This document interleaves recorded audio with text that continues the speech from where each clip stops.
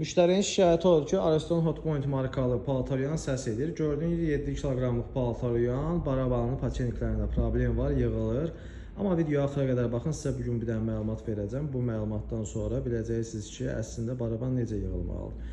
Bunlar adnarazov baklardır. Adnarazov baklar yığılır, köhnə metodika ilə şurup və kley ilə yığılır, kəsilir, yığılır. Amma hal-hazırda mən sizə göstərirəm. Baxın. Bizdə bu şurupla, kleylə yığılmır, öz materialı ilə tikilir.